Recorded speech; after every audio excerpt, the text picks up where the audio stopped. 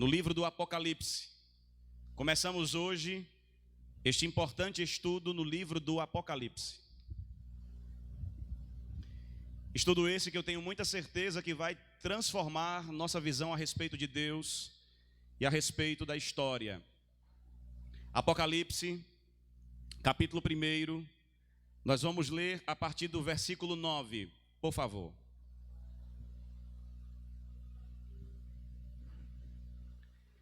Apocalipse, capítulo 1, a partir do versículo de número 9. Diz-nos assim o texto bíblico em Apocalipse, capítulo 1, versículo 9 em diante. Eu, João, irmão vosso e companheiro na tribulação, no reino e na perseverança, em Jesus, achei-me na ilha chamada Pátimos, por causa da palavra de Deus e do testemunho de Jesus. Achei-me em espírito no dia do Senhor, e ouvi por detrás de mim grande voz como de trombeta, dizendo: o que vês, escreve em livro, e manda às 7 igrejas, Éfeso, Esmirna, Pérgamo, Tiatira, Sardes, Filadélfia e Laodiceia. Voltei-me para ver quem falava comigo, e voltado vi 7 candeeiros de ouro, e no meio dos candeeiros um semelhante a filho de homem, com vestes talares e cingido à altura do peito com uma cinta de ouro. A sua cabeça e cabelos eram brancos como a alva lã, como neve, os olhos como chama de fogo, e os pés semelhantes ao bronze polido, como que refinado numa fornalha. A voz como voz de muitas águas. Tinha na mão direita 7 estrelas, e da boca saía-lhe uma afiada espada de 2 gumes. O seu rosto brilhava como o sol na sua força ou ao meio-dia. Quando o vi, caí a seus pés como morto. Porém ele pôs sobre mim a mão direita, dizendo: não temas, eu sou o primeiro e o último, e aquele que vive. Estive morto, mas eis que estou vivo pelos séculos dos séculos, e tenho as chaves da morte e do inferno. Escreve, pois, as coisas que viste, as que são e as que hão de acontecer depois destas. Quanto ao mistério das 7 estrelas que viste na minha mão direita, e aos 7 candeeiros de ouro, as 7 estrelas são os anjos das 7 igrejas, e os 7 candeeiros são as 7 igrejas. Amém. Curve sua cabeça mais uma vez. Deus Pai, obrigado pela Tua palavra que mais um dia se abre para transmitir graça e vida ao nosso coração. Toca-nos, Senhor. Transforma a nossa forma de enxergar a história e a pessoa bendita do Senhor, que vive e reina para sempre. Amém e amém. Amém. Meus irmãos, hoje nós iniciamos, com a graça de Deus, esse estudo importantíssimo a respeito das igrejas, das cartas, das palavras, dos sinais do Apocalipse. O tema dos próximos domingos será conhecendo o Apocalipse. E o propósito nessa primeira parte é que a gente comece a ter contato com esse texto que para muitos é o texto das catástrofes, é o texto do medo, é o texto do pavor, é o texto das angústias. O livro do Apocalipse é o menos lido no mundo, por alguns acharem que este livro traz com ele o fardo de um povo que está oprimido e que não tem mais saída. Por isso o nome Apocalipse. Mas não. Apocalipse é desafiador porque traz nele metáforas, símbolos, dificuldades de interpretação. E o nosso propósito é fazer com que você entenda daqui para frente que Deus não só quer falar ao nosso coração, como Deus já tem escrito a história do nosso destino futuro na palma de sua mão, e a história não é de tragédia, a história não é de caos, a história não é de morte, a história não é de derrota, a história não é de direção ao abismo. A história caminha em direção ao triunfo e à vitória final do povo que anda com Jesus e confia na sua palavra. Apocalipse não é uma mensagem de medo. Apocalipse é uma mensagem de esperança. O livro do Apocalipse trata de triunfo, do triunfo da vitória de Jesus e da vitória de sua igreja. Esse livro, ele mostra que a história não está caminhando em direção a um abismo e ao caos. A história, conforme alguns historiadores, segundo o Apocalipse, não é cíclica, que fica se repetindo geração após geração. Não. Apocalipse é a mensagem de Deus a um povo que avança para um fim glorioso. Apocalipse é o livro da vitória completa de Cristo, da vitória completa da igreja. Por isso não se canse de dizer e lembrar: eu sou, nós somos, a igreja é mais que vitoriosa em Jesus Cristo nosso Senhor. Essa expressão de vitória tornou-se muito vulgar, muito simplória, porque para muitos vitória é apenas conquistar coisas materiais, mas para Apocalipse, vitória é a certeza de que o pecado não nos vence mais, o diabo não tem poder sobre nós, o mundo vai passar, as lágrimas serão enxugadas, não haverá mais pranto, não haverá mais dor, viveremos no novo céu e numa nova terra, andaremos com Jesus para sempre, e a nossa certeza é que Jesus em breve vai voltar. E João termina o texto dizendo: Maranata, ora vem Senhor Jesus, vem Jesus. Esse desejo é justamente a intenção do livro, é de mostrar para nós que as coisas não são como parecem ser. E aqui eu quero dar uma parada.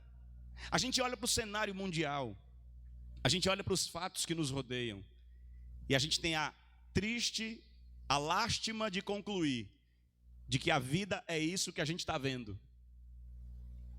Nós olhamos para as coisas conforme sua aparência e acreditamos que isso é de fato o que está diante dos nossos olhos. Eu quero dizer para você que tudo o que tem acontecido hoje está rigorosamente no controle do nosso Senhor e nosso Salvador Jesus. Nada que está acontecendo pegou Jesus de surpresa. Nada que está acontecendo, nem pandemia, nem avanço do progressismo, nem essa ideia socialista fervente, nada disso pegou Jesus de surpresa. Tudo está caminhando conforme o propósito de Deus e o projeto de Deus. Posso acalmar seu coração? Tudo isso vai passar, e um dia descerá do céu com alarido e com voz de arcanjo nosso Senhor e Salvador.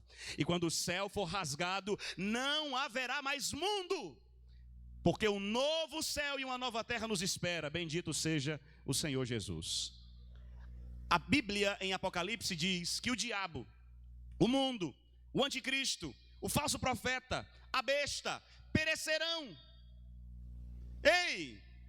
Não tenha medo do falso profeta, não tenha medo da grande tribulação, não tenha medo do anticristo, não tenha medo dos demônios, não tenha medo da besta, não tenha medo dos sistemas. Cristo voltará e virá e vencerá glorioso. Esta é a mensagem. A palavra Apocalipse é composta por duas partes. Primeiro, apo, que significa de dentro, dentro para fora, e calupsis significa cobertura ou véu, ou seja, apocalipse significa tirar o véu ou descobrir. O que é o livro do Apocalipse? É Deus. Gente, escuta isso aqui. O livro do Apocalipse é Deus tirando o véu do futuro para nós e nos dizendo: vai bagunçar muita coisa, o anticristo vai aparecer, o falso profeta vai se manifestar, a grande tribulação vai desatar, mas eu quero acalmar vocês, porque no final a vitória será da igreja e ninguém vai mudar isso. Louvado seja o Senhor. Entende? Perceba isso. Essa grande verdade de Apocalipse é justamente Deus desvendando os nossos olhos e dizendo: olhe para o futuro sem medo, olhe para o futuro com coragem. Em tempos de tanta ansiedade, de tanta angústia, de tanta expectativa, de tanto medo, de tanto pavor, Apocalipse não é um livro que acrescenta dores a nós. Apocalipse é um livro de esperança, a esperança de que o futuro que nos espera é um futuro vencedor em Jesus. Por isso que eu amo Cristo, porque Cristo, primeiro, nunca nos enganou e nunca fingiu que nós teríamos uma vida diferente da que temos hoje. Segundo, o nosso Cristo nunca deixou a história ao léu, ele sempre se revelou ao seu povo, nos dizendo: acalme-se, a história está na palma da minha mão. Por isso, meus irmãos, que a grande bênção deste livro de Apocalipse é entender que nesses últimos dias, este nome, Apocalipse, tornou-se para nós conotação de tragédia, de morte, de caos, de terrível, de algo terrível. Não.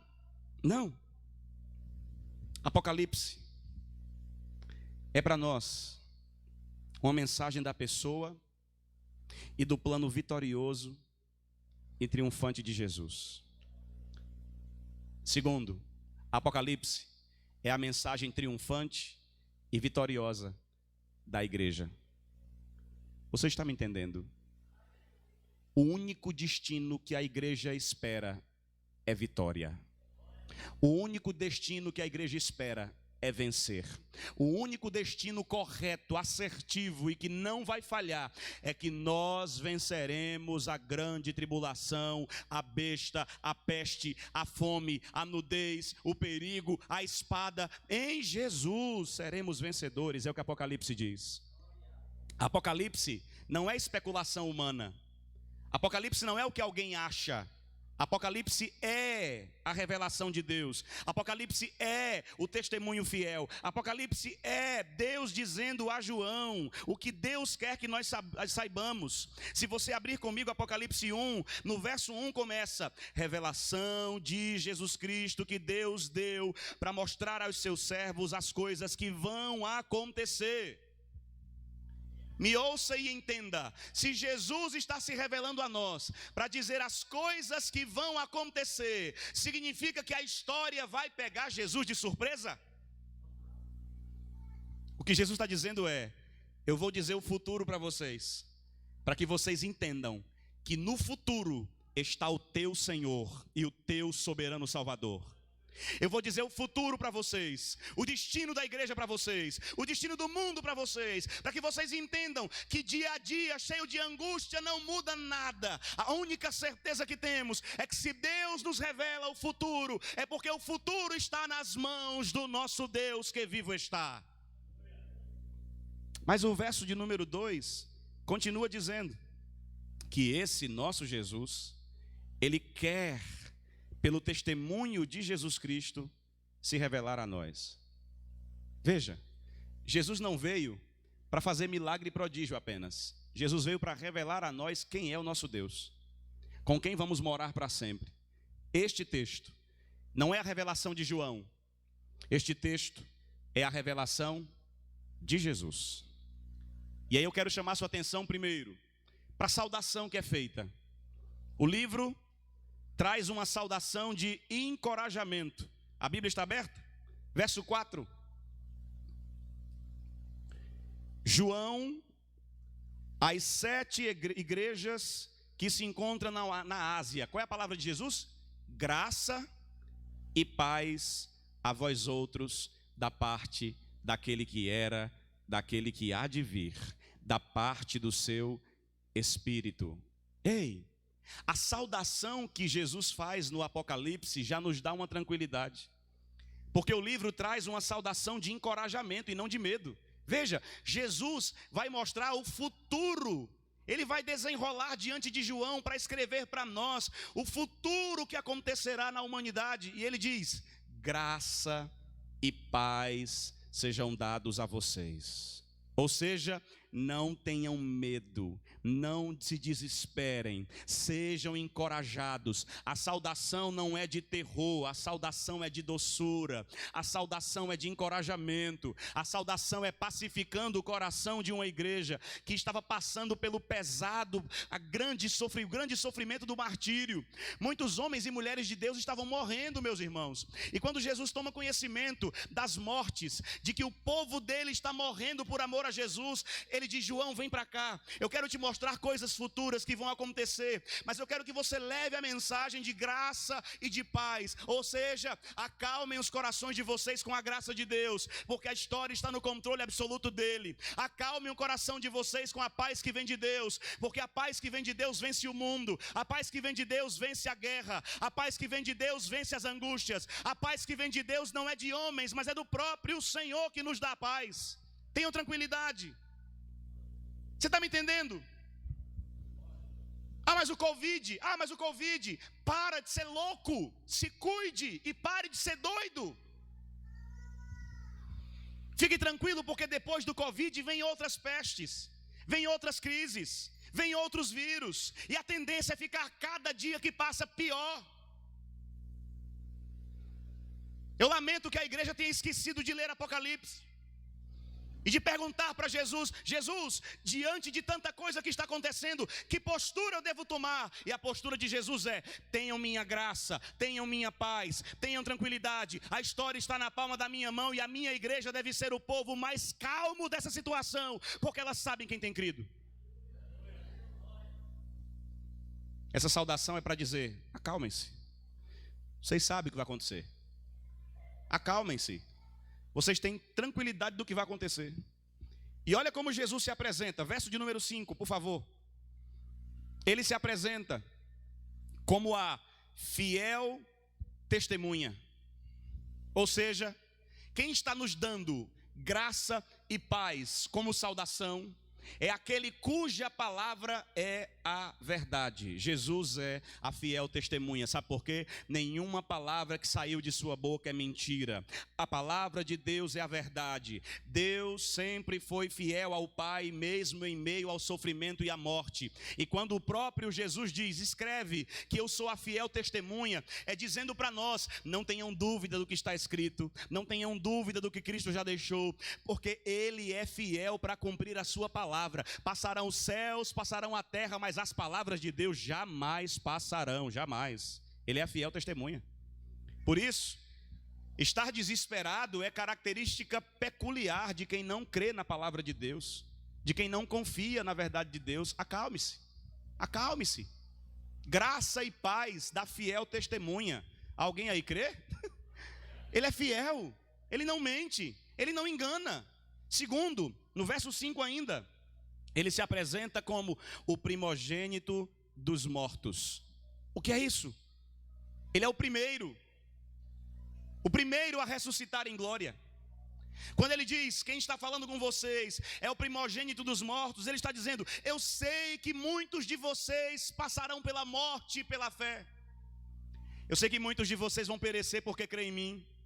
Eu sei que muitos de vocês serão perseguidos por causa do meu nome, mas eu quero dizer para vocês que a morte não é o fim, a morte não é o final, a morte não é parada, a morte é apenas um passo. Ele está dizendo para nós que é o primogênito dos mortos, porque ele ressuscitou, ele vive em glória. E eu faço das palavras de Paulo as minhas palavras. Se nós vivemos com Cristo reinaremos. Se morremos com Cristo ressuscitaremos. O que quer dizer isso? É que ele vive para sempre. Ele é o primogênito porque ele é o primeiro da fila, mas Jesus é o primeiro da fila porque nós estamos vindo logo atrás. Ele morreu e ressuscitou, e em breve seremos nós que estaremos vivos para sempre, irmãos. Ele é o primogênito porque é ele quem puxa a fila. Jesus matou a morte. Jesus venceu o nosso último inimigo, que era a morte. Uma igreja que sofre pelo martírio, que morre por Jesus, precisa saber disso, que o seu Deus venceu a morte, que a morte não tem a última palavra, mas é o Senhor quem tem a última palavra, porque Ele ressuscitou, Ele vive, Ele venceu, Ele reina, Ele é o Senhor da vida e da morte, louvado seja o nome dEle.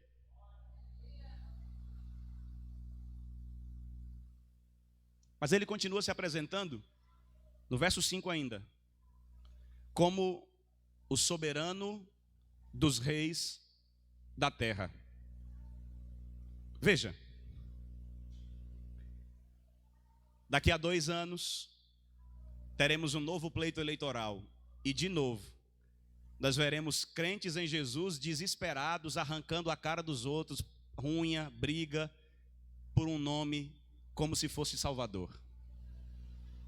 Eu quero dizer para você, que quando Jesus se apresenta como soberano dos reis da terra, ele está dizendo: igreja, vocês só têm uma esperança, e não é o presidente, e não é o governador, e não é o prefeito, e não é o legislativo.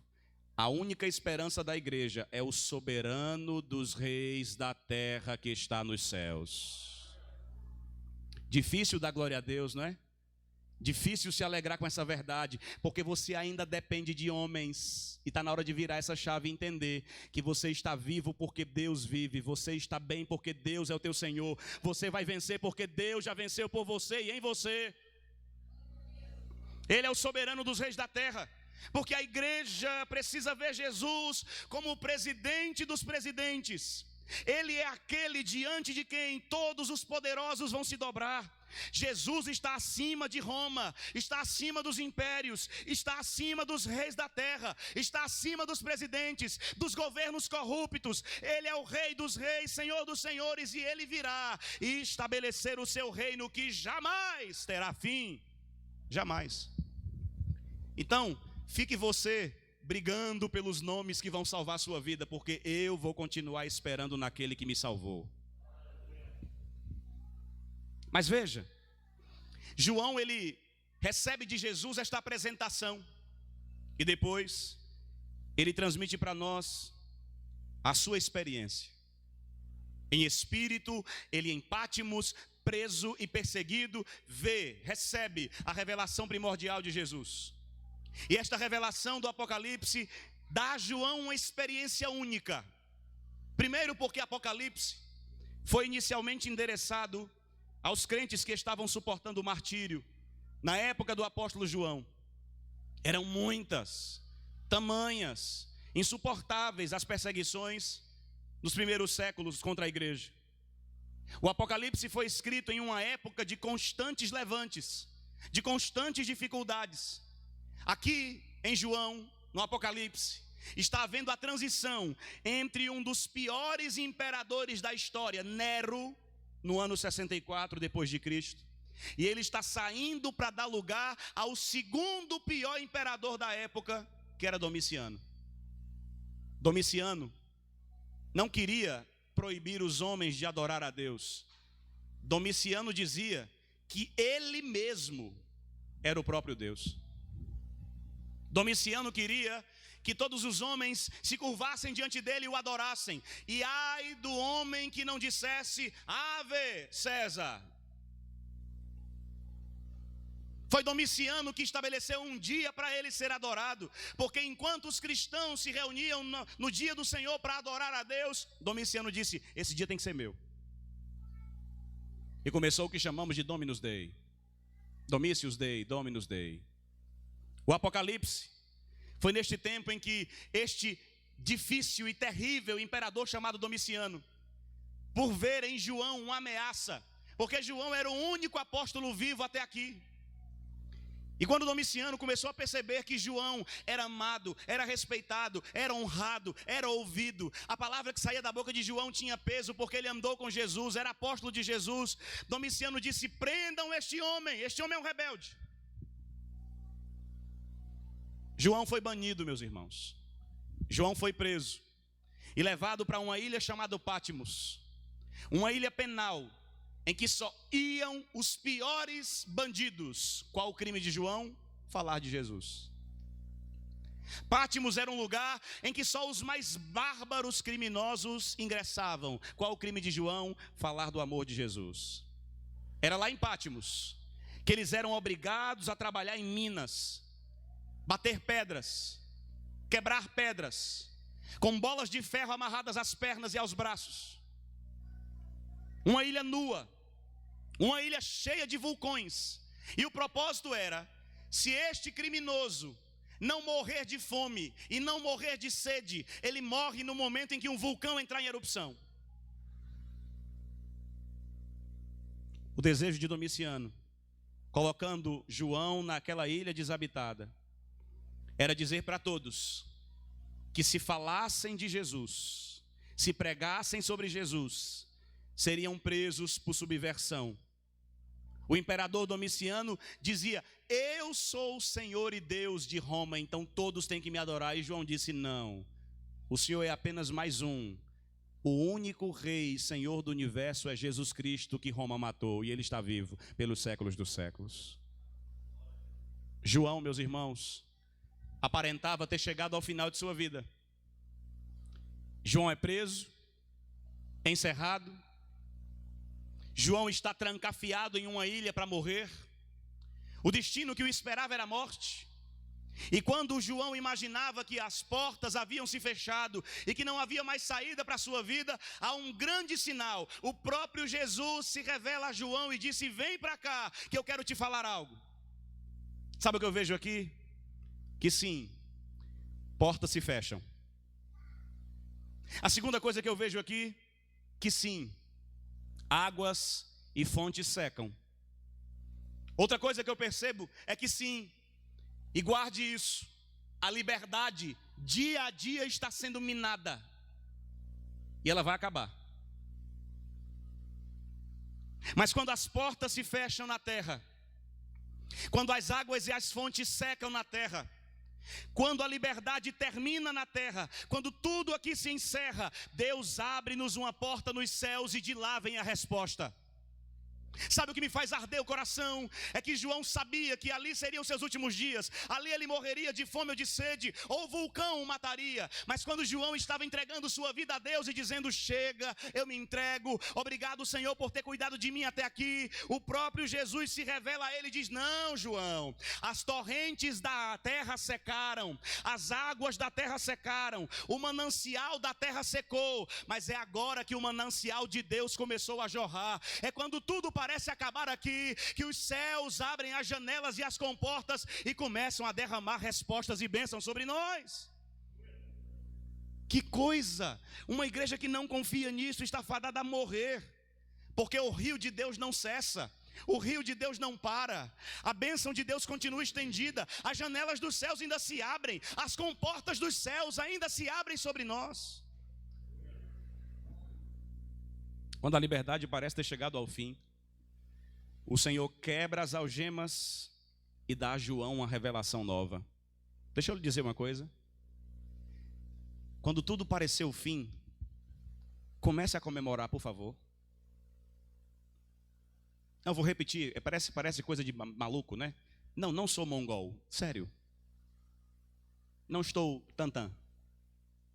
Quando tudo estiver parecendo o fim, comece a comemorar, bota uma música animada.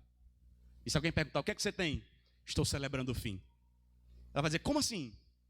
É porque quando o fim começa a chegar na terra, o início dos céus começa a vir sobre nós.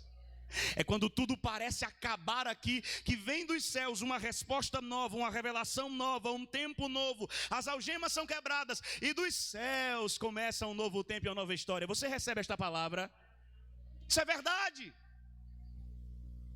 A ilha do exílio, a ilha da morte, tornou-se a porta do céu.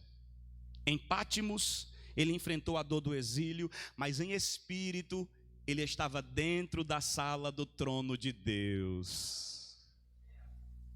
Eu imagino João encerrando sua carreira e Deus dizendo: não, ainda tenho que lhe levar num lugar especial. Você já trabalhou para o Senhor, você já colocou o seu serviço a serviço do Senhor, mas eu quero lhe chamar para conversar comigo no RH, na sala do chefe. Glória a Deus, irmãos. Você sabe muito de anjo, de Cristo andar no meio de vocês. Você sabe muito de milagre, João, mas você não sabe de algo que você vai saber agora. O trono do universo está cheio de Deus e de sua glória, e é para lá que você vai. Ele está banido, está isolado, está preso, com os pés no vale, mas sua cabeça está no céu. O pior momento de João foi o momento oportuno, onde Cristo se revelou a ele de maneira diferente. Sua Bíblia está aberta? Quando João achava que tinha chegado ao fim, o que é que o Senhor fala para João? Verso 17 do capítulo 1. Quando o vi, caí a seus pés dizendo, caí a seus pés como morto. Porém ele pôs sobre mim a mão direita dizendo, olha o que aconteceu quando João achava que tinha encerrado sua vida. O Senhor Jesus disse, não temas, eu sou o primeiro, eu sou o último, eu sou aquele que está vivo. É verdade que eu estive morto, mas eu estou vivo pelos séculos dos séculos, João. Eu tenho a chave da morte e do inferno, João. E eu quero que você escreva as coisas que você viu, as coisas que são, mas as coisas que ainda vão acontecer, João. Sabe, irmãos, me chama a atenção que quando João pensa que a sua vida está encerrada, Jesus dá uma nova revelação a João, como quem diz, vida cristã não se encerra, vida cristã se recicla. Vida cristã não acaba, vida cristã se renova. Vida com Deus não é vida de fim de história, é fim de recomeços, é vida de recomeços. Por isso que João, ao ouvir esta palavra de que ele escreveria as coisas que haveriam de acontecer, ele começa a descrever para nós o que ele viu. E o que João viu foi algo que homem nenhum contemplou em sua breve passagem humana. Paulo foi ao terceiro céu e contemplou a glória de Deus, mas João andou, falou, viu o Cristo novo. O novo Cristo. Mas veja, antes de ver o noivo, antes de ver sua majestade, antes de ver sua glória, João tem uma visão de outra coisa que para Deus também é muito cara. Bíblia está aberta? Verso de número 12, por favor. Voltei-me para ver quem falava comigo, e voltado vi 7 candeeiros de ouro, e no meio dos candeeiros um semelhante ao filho do homem, com vestes talares e cingidos, à altura do peito com a cinta de ouro. Olhe para mim. Antes de ver o noivo, antes de ver o Cristo, João tem uma visão de outra coisa que é bela, e que a gente não percebe e não dá valor. João tem visão da beleza da noiva. Antes de ver o noivo, João vê a beleza da noiva. João vê a igreja. Ele vê 7 candeeiros, porque a igreja é a luz do mundo. A igreja é o brilho do mundo. A igreja é a esperança, ou deveria ser a esperança deste mundo. João enxerga e percebe a luz do mundo antes de ter o Cristo exaltado. Ele vê a igreja antes de ver o Cristo. Sabe por quê, irmãos? Porque o mundo vê Cristo através da igreja. E o texto diz que ele vê os 7 candeeiros, a luz que é a igreja, mas um semelhante ao filho do homem andando no meio dos 7 candeeiros. Escute, João vê a grandeza, a beleza e a luz da igreja. Ele vê Cristo através da igreja e no meio da igreja. E sabe o que isso significa? Ninguém verá Jesus em glória se não vê-lo primeiro por meio da igreja. Escute bem, você precisa da igreja, você precisa congregar. A igreja é a luz do mundo. A imagem dos candeeiros mais à frente das 7 estrelas é a própria igreja que brilha, e quem está segurando os 7 candeeiros na mão é o próprio noivo. Isso quer dizer que nós só teremos luz enquanto Jesus estiver segurando a igreja em sua mão. E ele chama de 7 estrelas porque a estrela não tem brilho próprio. Estrela só brilha porque há um sol, há um astro maior que brilha sobre ela. Onde eu quero chegar? Só brilharemos se Cristo estiver segurando a igreja em sua mão, e só brilharemos enquanto a glória de Deus brilhar no meio da sua igreja. Por isso precisamos congregar, por isso precisamos da igreja, porque é nesse lugar que a glória de Deus, o sol da justiça, brilha, e sairemos daqui saltando, brilhando, iluminando o mundo, porque a igreja é a luz de Deus na terra.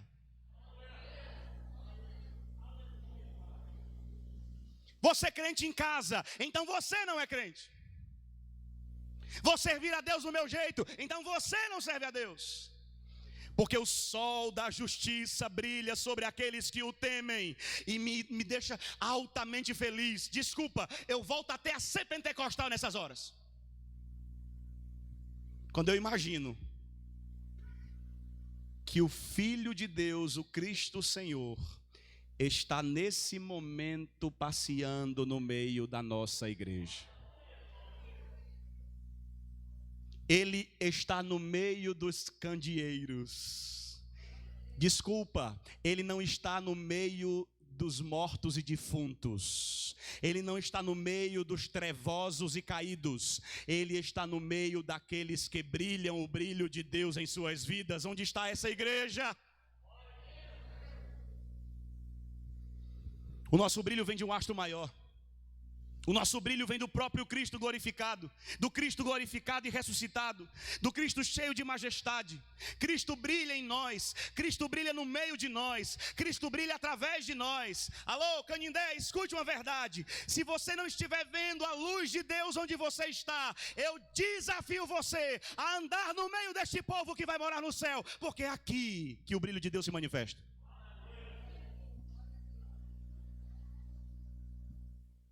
Deixa eu respirar, senão eu pentecostalizo demais.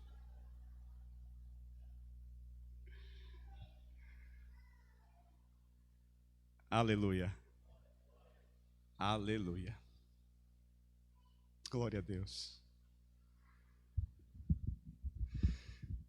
Jesus vai se revelar a João, mas antes de se revelar a João, ele revela a igreja a João.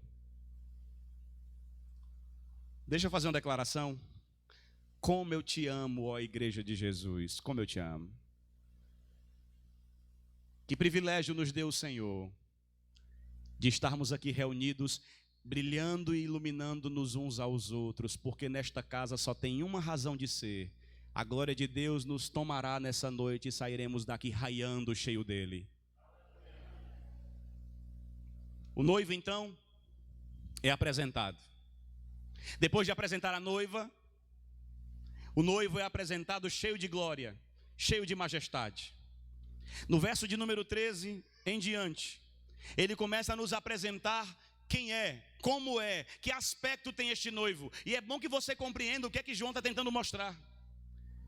Porque a imagem que João tem de Jesus é do Cristo que andou com ele, que fez milagres, sinais, prodígios, maravilhas, do Cristo que salvou pecadores, que perdoou pecados, mas do Cristo que morreu, que foi açoitado, que foi envergonhado, que foi vilipendiado, que foi colocado numa cruz, que sofreu, e certamente depois daquela palavra de Jesus a Maria, dizendo: eis aí tua mãe que vai cuidar de ti daqui para frente. Sabe o que Jesus estava dizendo? João, tu vai ser a última pessoa que verá o meu rosto, e a única pessoa que parece comigo e pode te dar força é a minha mãe. Por isso que João certamente foi o último homem a ver Jesus de perto do alto da cruz. Sabe o que me faz entender? Que a imagem que Jesus tinha, João tinha, mais recente de Jesus, era do Cristo ferido, machucado, maltratado, destruído e morto. Mas de repente, Jesus se revela a João. E Jesus diz: João, olha para minha noiva, olha para minha igreja. Ela brilha, ela ilumina, ela tem luz. A luz vem de Jesus, a luz vem de Deus. Agora, João, espera. Eu vou te mostrar uma imagem, João, que você nunca mais vai esquecer. É um novo Cristo. É um novo Jesus, é uma nova imagem, é um novo Salvador e homem diante dos seus olhos. E no verso 13 do capítulo 1 ele diz: e no meio dos candeeiros, um semelhante a filho do homem, com vestes talares e cingido à altura do peito com uma cinta de ouro. A primeira coisa que João vê quando olha para este Jesus que fala com ele, são as suas vestes. Certamente, a imagem que João tinha em sua cabeça das vestimentas de Jesus era uma veste cheia de terra, Uma veste minúscula, porque fizeram Jesus ser envergonhado, tirando-lhe suas roupas. Era uma veste ensanguentada. Era uma veste de alguém que foi humilhado e pisado literalmente. Mas quando João olha agora, ele vê vestes talares, ou seja, vestes reais. O Cristo que outrora estava machucado, agora está cingido com um cinto de ouro no seu peito. João olha e o que ele vê é uma veste comprida, com a barra muito grande, por isso talar. Sabe o que quer dizer isso? O povo judeu usava túnicas, e quando a túnica vinha até os joelhos é porque esse alguém era um aprendiz. Quando a túnica vinha até a altura das suas pernas, eu vou chamar de canelas no cearês, é porque este alguém estava se formando para ser mestre. Quando a túnica vinha até a altura do calcanhar, é porque era um rabino, era um mestre. Mas quando a túnica passava, sobrava dos pés, a ponto de precisar levantar para andar, é porque este era uma autoridade real e soberana.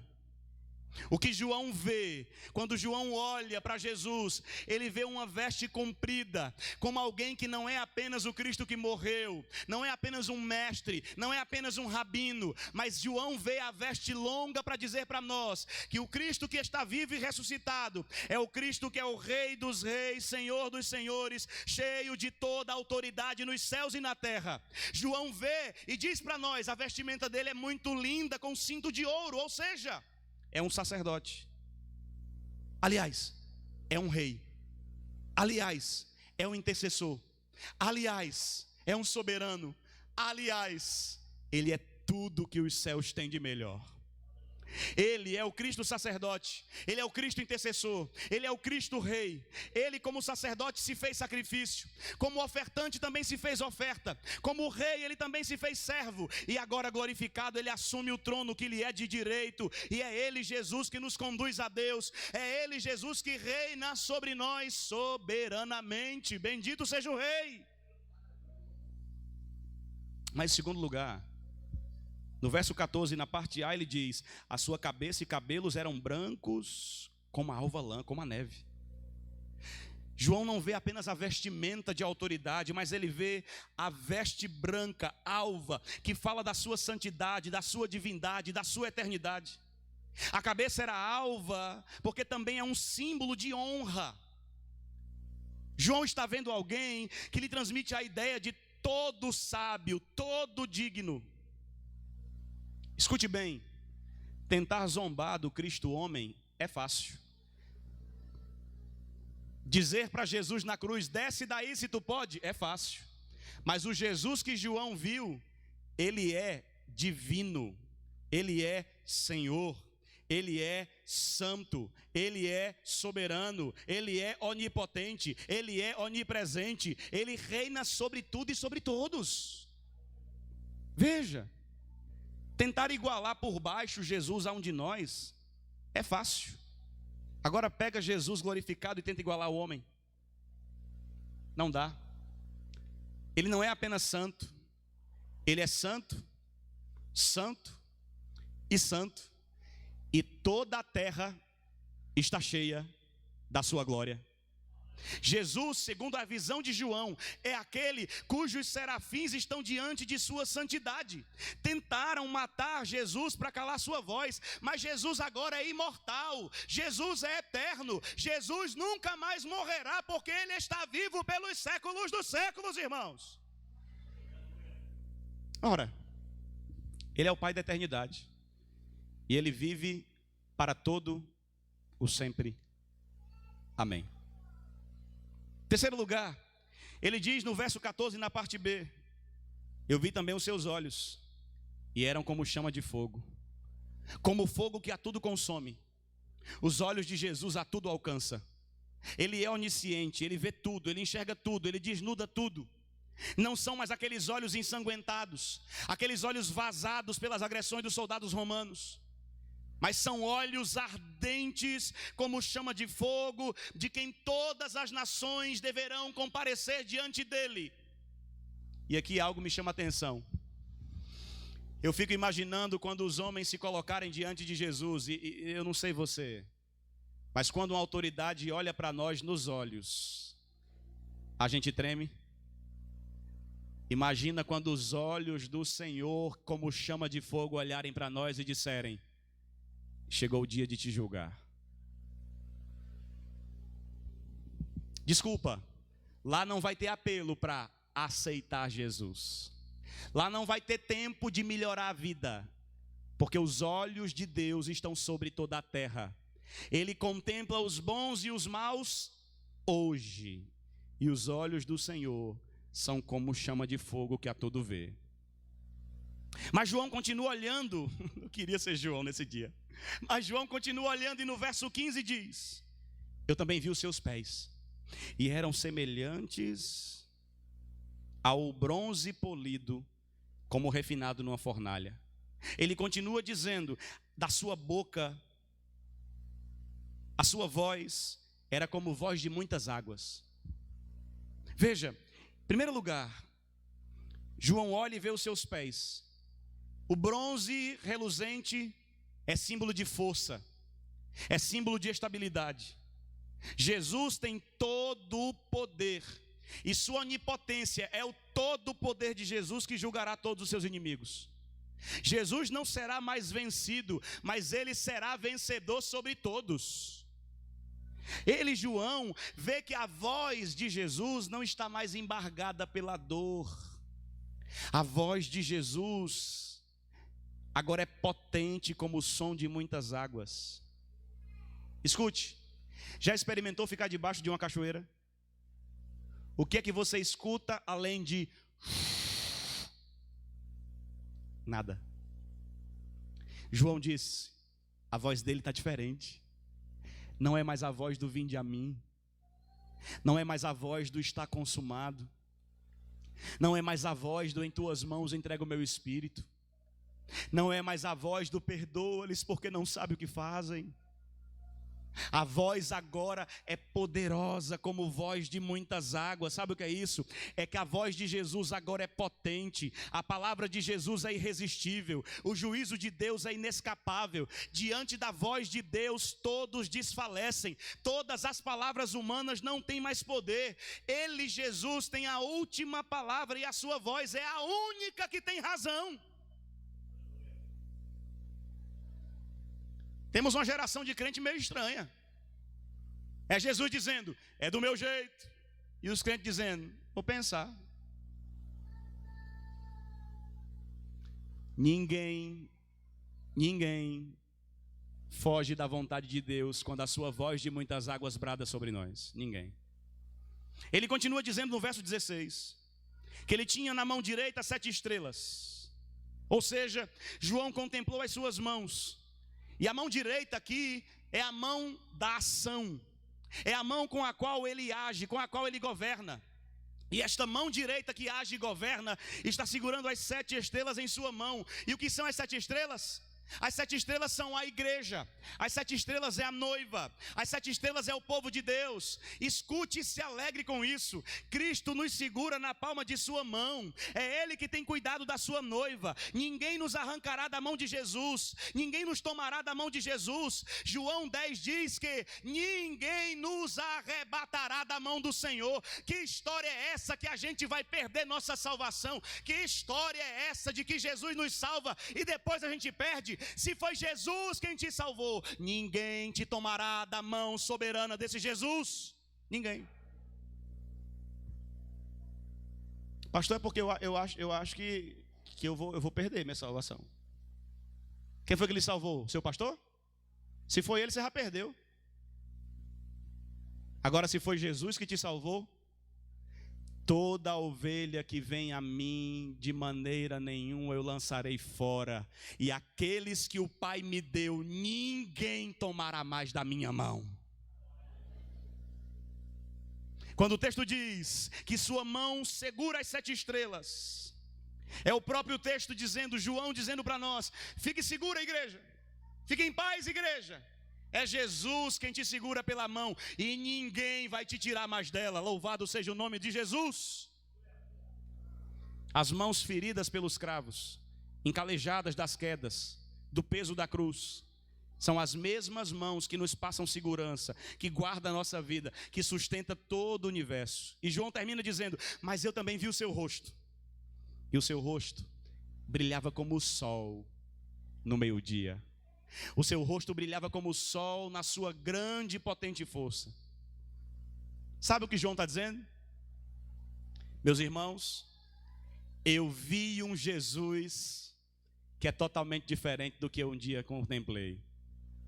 Quando João olha para o rosto de Jesus, a visão não é mais de um Cristo servo, de um Cristo perseguido, de um Cristo preso, de um Cristo esbofeteado, de um Cristo com o rosto cuspido, de um Cristo que perdeu aparentemente uma batalha. Não. João olha e ele vê que o rosto de Jesus brilha mais do que o sol no meio-dia. Se amanhã não chover, faça uma experiência. Dá uma olhadinha para o sol em pleno zênite no meio-dia. Se você olhar por 1 minuto e voltar enxergando, me avisa que você é um anjo. Ninguém consegue olhar para o sol em seu fulgor do meio-dia.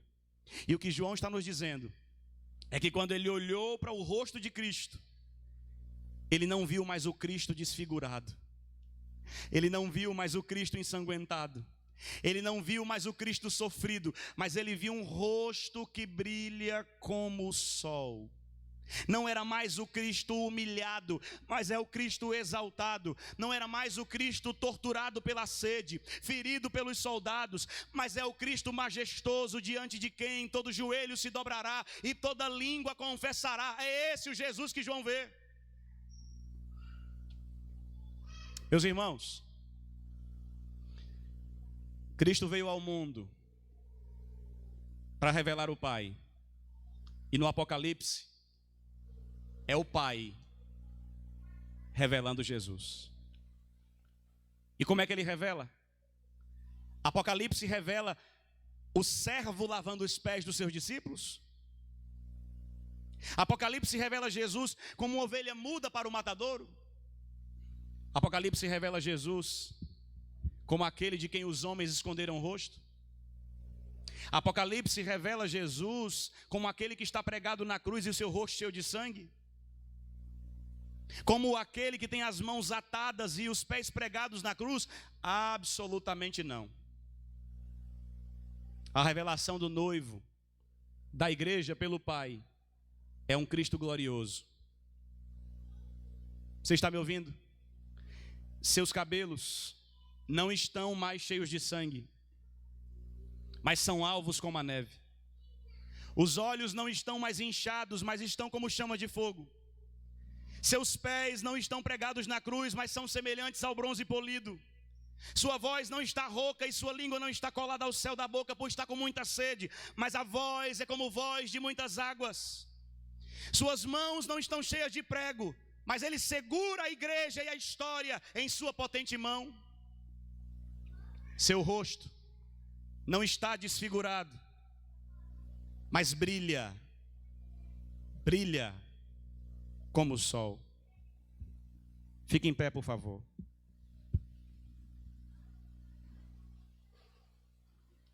Como é que ele se apresenta? Do verso 5, Jesus faz uma apresentação para a sua igreja.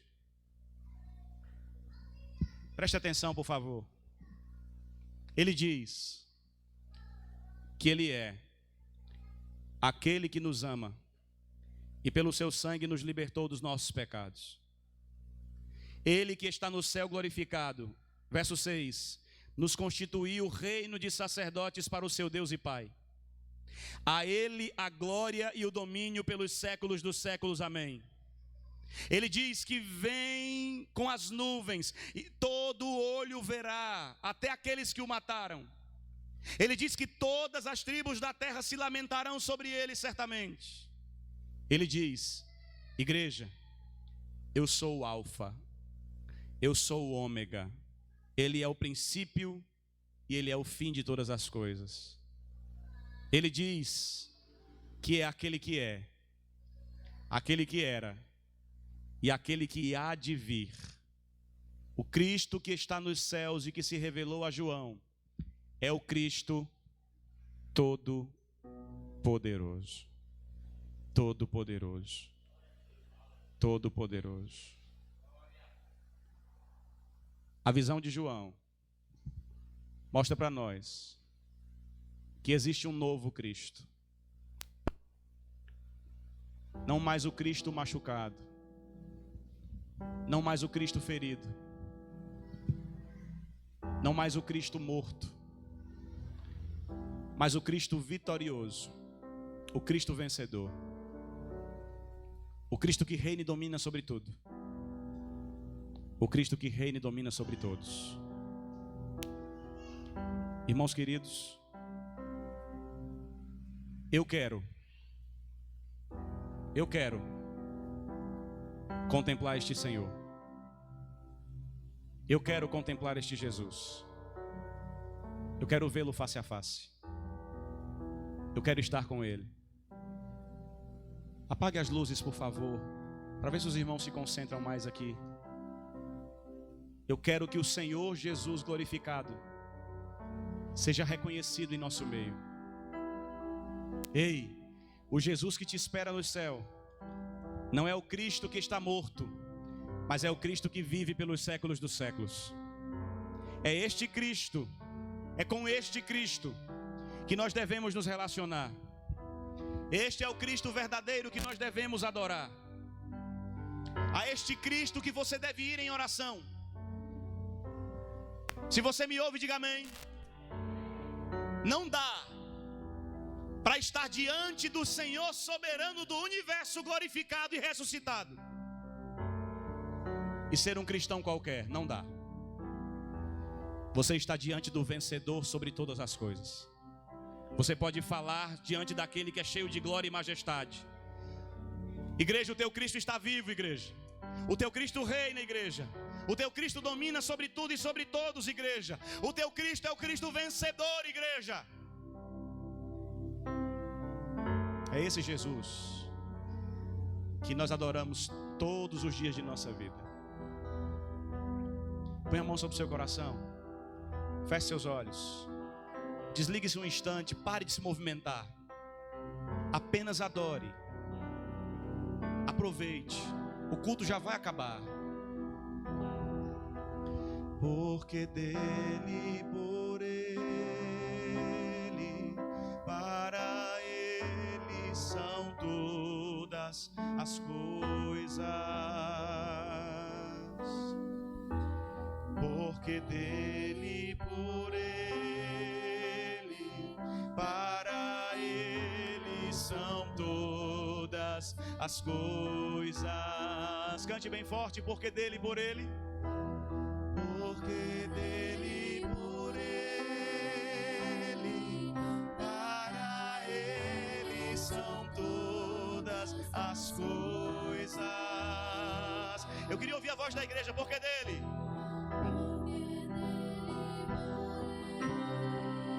Para ele.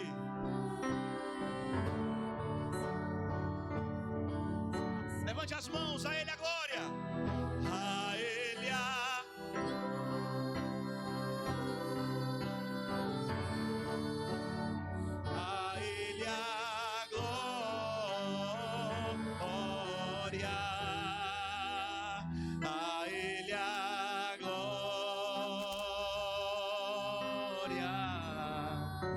sempre, amém.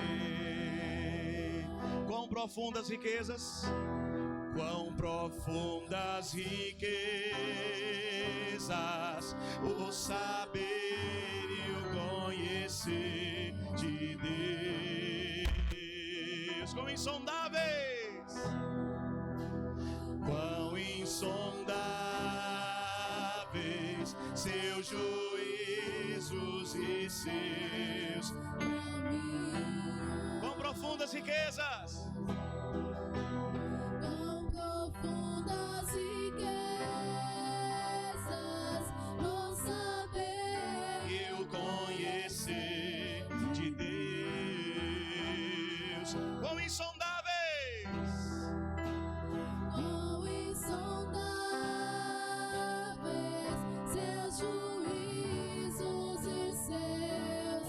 forte que você puder. A Ele a glória. A Ele a glória.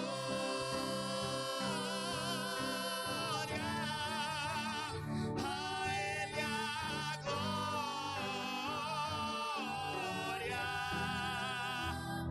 A Ele a glória. pra sempre. Amém. Ele merece o nosso melhor. A Ele a glória. A Ele a glória.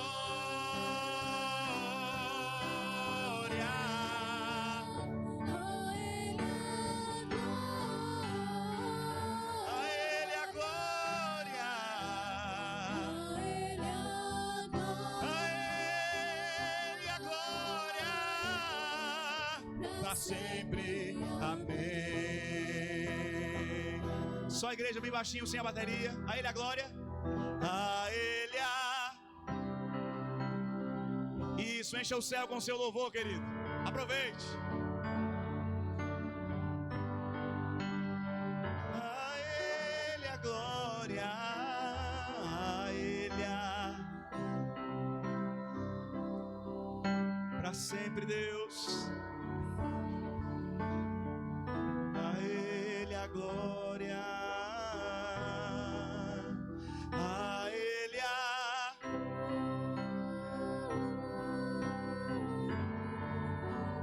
A Ele a... A Ele, sempre a Ele. Glória pra sempre. Amém.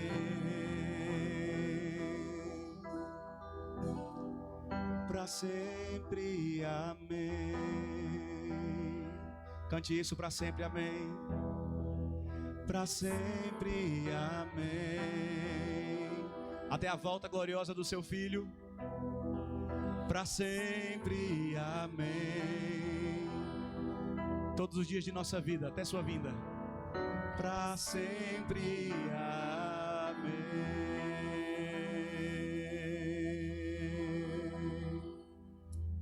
Aleluia, Senhor. Aleluia. Aleluia. Quantos aprenderam, digam glória a Deus. Apague todas as luzes. Todas. Isso. Preste atenção.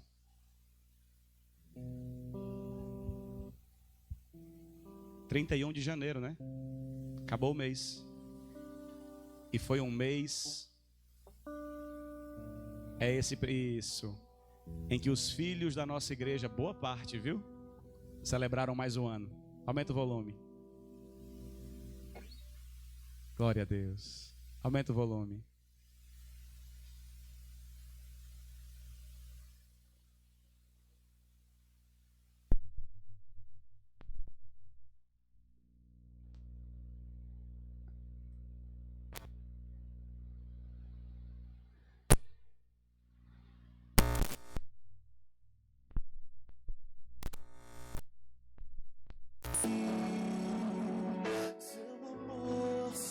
Volta do começo. É 3 minutos. Isso, aí. Pronto. Esses foram os aniversariantes de janeiro. A cada um que aparecer, você diz um glória a Deus, um aleluia e um amém, tá? Deus abençoe. João Johannes. 20 alguns. Isso é lindo demais.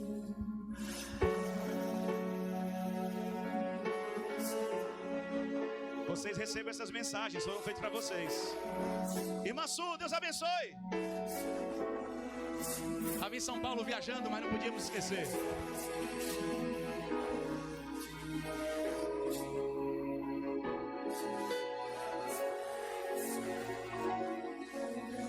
Amém. Breninha, Deus te abençoe. Sucesso.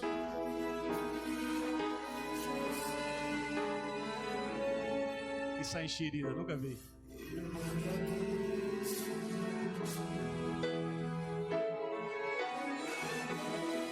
Grande Mike. Maicon, o Senhor seja contigo sempre. Aleluia.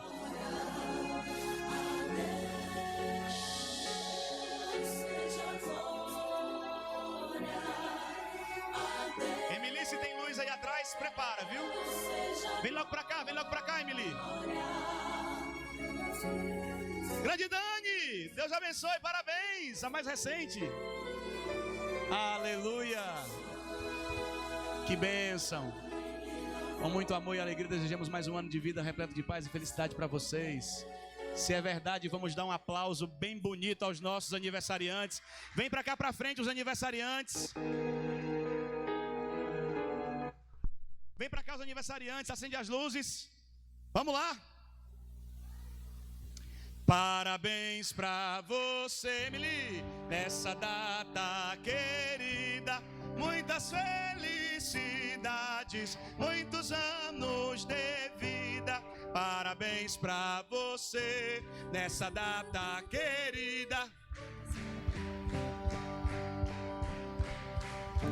É crente, é crente, é crente, é crente.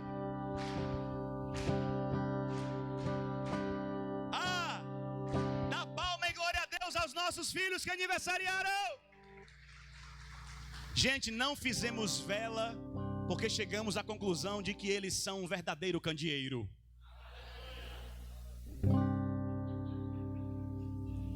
Faltou. Amém? Deixa eu fazer aqui uma foto. Cadê os aparelhos? Cadê as câmeras? Junta aqui rapidinho. Perto do bolo. Emily, se tu quiser sair, tu tá na mão do aniversariante. Isso. Que a Emily fica aqui perto de mim, dá até vergonha de tirar foto. Vai lá. Isso. Vai lá. Vem, Su. Vem pra cá, Johanne. Junta mais aí, Breninha.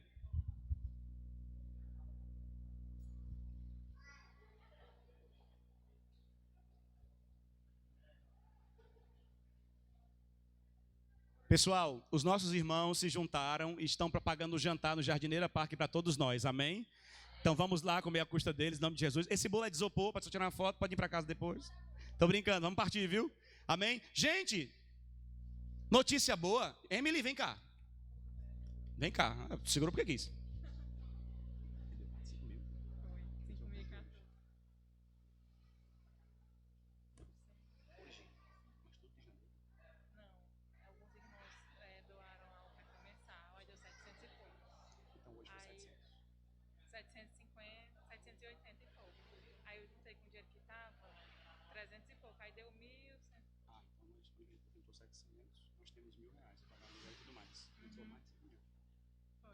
Não, aqui é o total. Tudo. De janeiro. Janeiro é esse daqui. Isso aqui entrou esse mês. Foi. Só você tirar a água pra mais, né? Bater uma meta. Pra sobrar dinheiro, tem que pagar aluguel e sobrar dinheiro. Tenho. Minha gente, pense num mês apertado esse mês de janeiro. Nós conversamos para entregar o prédio. Porque a gente viu as ofertas, nossa renda e só teve uma saída. Foi se organizar para entregar o prédio em fevereiro porque não tínhamos como pagar. A Emily ligou para todos, mandou mensagem para todos, fez o papel dela. E faça de novo. E se alguém achar ruim, mande falar comigo. Porque são membros, têm responsabilidade e compromisso com a igreja. Agora veja o que Deus faz quando uma igreja resolve se unir. Nós temos um objetivo todo mês. E com o que entrou hoje, nós passamos do nosso objetivo, temos o do aluguel e vai ficar R$300 em caixa. Parabéns. Bom trabalho. Jesus não é gente, não! Se a gente colocar... Sabe esse tom? Cadê o instrumento, macho? Gente, se todos aqui fizerem sua parte, ou até um pouco mais se conseguir, a gente vai longe. Isso aqui é sinal de que não importa quanto seja, o que importa é que se todos nós, membros dessa casa, fizermos nossa parte, Deus vai nos abençoar muito. Agora eu pergunto, vamos continuar com aquele valorzinho de R$10 ainda? Vamos, eu vou dar o meu amanhã então. Eduardo, conversa com os homens. Nós ia desistir, né? Já tem um mês guardado, vai entrar outro agora, bora fazer. Quem vai fazer essa igreja crescer, diga amém. Gente, vamos dar um aplauso para essa igreja.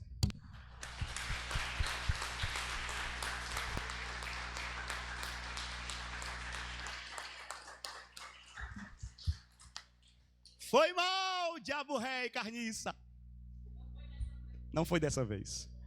Eu sou muito grato a Deus pela vida de vocês. Muito grato a Deus pela vida de vocês. Amém? Que foi espirrinho de grilo? Peço o espirro de um grilo. Vamos para casa? O Senhor é bom.